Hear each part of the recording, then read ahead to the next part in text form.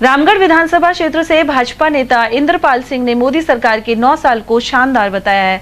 उन्होंने धारा 370 हटने और राम मंदिर निर्माण का जिक्र करते हुए कहा कि विदेशों में भी मोदी सरकार ने देश को सम्मान दिलवाया है। साथ ही आम जन के लिए विकास की ऐतिहासिक योजनाएं शुरू की गई हैं। उस 9 साल के कार्यकाल में जो ये काम हुए हैं, जो ऐतिहासिक काम आज तक देश को आज़ाद हुए 65 वर्ष होने के बाद नहीं हुए थे, जो मोदी जी की सोच के लिए जैसे धारा 370 को हटाना एक बहुत बड़ा टास्क था, जो कांग्रेस शुरू से मेजॉरिटी में रही, उस चीज़ का निर्णय नहीं ले पाई। मोदी जी का सबसे जो निर्णय, बड़ा निर्णय जिसको कह सकते हैं अपन देश के लिए, 370 धारा को हटाया। हटाने के बाद इतनी शांति के साथ ये मतलब इसको किया, और इसका कोई आज तक जम्मू कश्मीर किसी भी तरीके कोई उपद्रव, कोई विद्रोह नहीं होने दिया इन लोगों। इसके अलावा राम मंदिर का मुद्दा जैसे हिंदुत्व के सिस्टम से कब से ये चला आ रहा है, इसका निर्णय लेना भी एक बहुत बड़ी बात पार्टी के लिए थी। पार्टी ने सब कुछ छोड़ते हुए हिंदुत्व के लिए कितना बड़ा काम किया।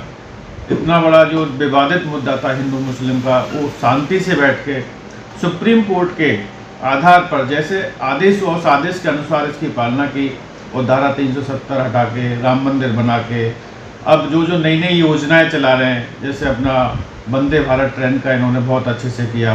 जो आज तक देश में बहुत सारी चीज़ें हो सकती थी कांग्रेस के राज में, वो चीज़ नकारा सिस्टम इन लोगों ने इतना समय निकाला। आज की तारीख में देखो हिंदुस्तान में क्या क्या नई नई टेक्नोलॉजी आ रही हैं, वही देश है, वही लोग हैं। अब इतनी 9 साल में इन लोगों ने प्रतिक्रिया बढ़ाई, देश को इतना आगे बढ़ाने का काम किया। मोदी जी का जो नेतृत्व है बड़ा सराहनीय है।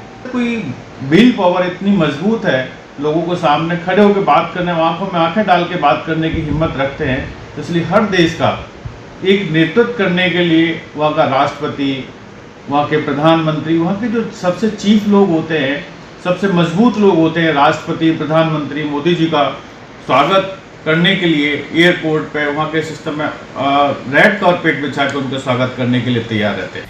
उधर भाजपा नेता इंद्रपाल सिंह ने गहलोत सरकार द्वारा महंगाई राहत शिविर के नाम पर लोगों को गुमराह करने के आरोप भी लगाए हैं। उनका कहना है कि पहले की तरह सरकार चाहे तो बिना रजिस्ट्रेशन कराए ही सभी को फायदा दे सकती है, लेकिन मौजूदा स्थिति में शिविरों में रजिस्ट्रेशन नहीं कराने वाले लोग लाभ से वंचित रह जाएंगे।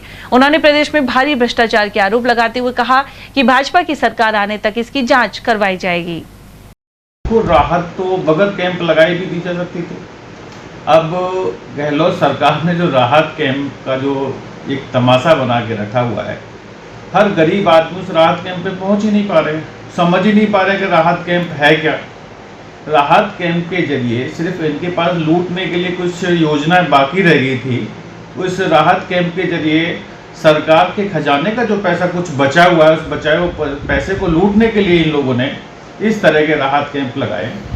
अब राहत कैंप से इन लोगों को रजिस्ट्रेशन करा के ही फायदा देना है, ये कौन सा कानून है भाई? जो रजिस्ट्रेशन नहीं कराने जा रहा, उस आदमी ने क्या गुनाह किया है, प्रदेश की जनता ने क्या गुनाह किया जो बगैर रजिस्ट्रेशन कराए जिसको फायदा नहीं दिया जाएगा? भाई फायदा तो पूरे सिस्टम को, जो आदमी प्रदेश की जनता है, गरीब है, अमीर है, जो भी है, जो फायदा गरीबों के लिए जो लेके आए उसको बगैर रजिस्ट्रेशन के देना चाहिए। ये सरकार के पैसे को, हमारे गाड़ी मेहनत की कमाई के दिए हुए टैक्स के पैसे को इस कदर कैंप लगा के लूट खसोट का जो इन्होंने एक धंधा, एक बिजनेस बना रखा है, वो बहुत गलत सिस्टम से बातें कर रहे हैं। इस तरह से नहीं करना चाहिए।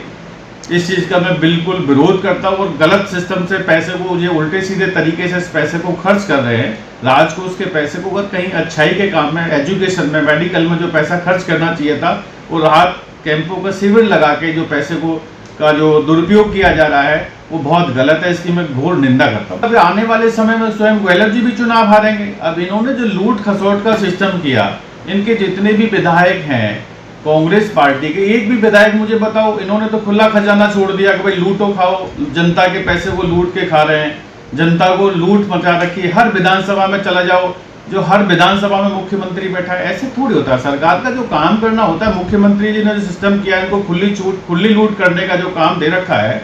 अब और 4 महीने 2 महीने की बात है, इसमें लूट खसोट जितनी करी जाए कर लें। उसके बाद में जब बीजेपी की सरकार आएगी, बीजेपी के लोग जब बैठ के सारे सिस्टमों का बैठ के जब हिसाब किताब इनसे मांगेंगे, तो अपनी जगह ढूंढ लें कि इनको हिसाब एक एक आनापाई का देना पड़ा कि एक भी विधानसभा मुझे बताया कि राजस्थान की जो भी विधानसभा है जहाँ कांग्रेस के एमएलए हैं या मंत्री हैं, उसने वहाँ कितना बड़ा भ्रष्टाचार फैलाए होंगे।